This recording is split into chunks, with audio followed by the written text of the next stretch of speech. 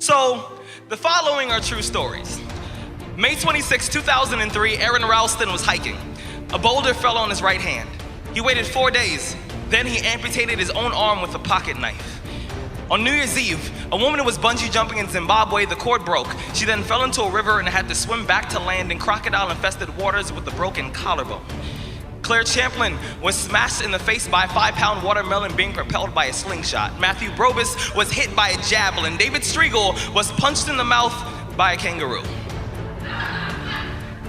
The most amazing part of these stories is when asked about the experience, they all smiled, shrugged, and said, I guess things could have been worse.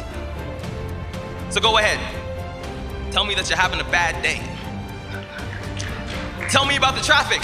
Tell me about your boss. Tell me about the job you've been trying to quit for the past 4 years. Tell me the morning is a townhouse burning to the ground. Tell me the snooze button is a fire extinguisher. Tell me the alarm clock stole the keys to your smile, drove it into 7 a.m. and the crash totaled your happiness. Tell me how blessed are we to have tragedy so small it can fit on the tips of our tongues. You see, when Evan lost his legs, he was speechless. When my cousin was assaulted, she didn't speak for 48 hours. When my uncle was murdered, we had to send out a search party to find my father's voice. Most people have no idea that tragedy and silence have the exact same address.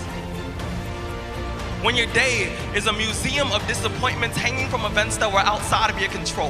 When you find yourself flailing in an ocean of why is this happening to me? When it feels like your guardian angel put in his 2-week notice 2 months ago and just decided not to tell you. When it feels like God is a babysitter that's always on the phone. When you get punched in the esophagus by a fistful of life. Remember that every year 2 million people die of dehydration. So it doesn't matter if the glass is half full or half empty. There's water in the cup.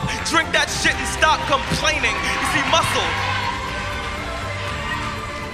see, muscle is created by repeatedly lifting things that have been designed to weigh us down. So when your shoulders feel heavy, stand up straight, lift your chin. Hell, call it exercise. Remember that life is a gym membership with a really complicated cancellation policy. Remember that you will survive. Remember, things could be worse. Remember, we are never, ever given anything that we can't handle. When the world crumbles around you, you have to look at the wreckage and then build a new one out of all the pieces that are still here. Remember, you are still here. The human heart beats approximately 4,000 times per hour, and each pulse, each throb, each palpitation is a trophy engraved with the words, you are still alive.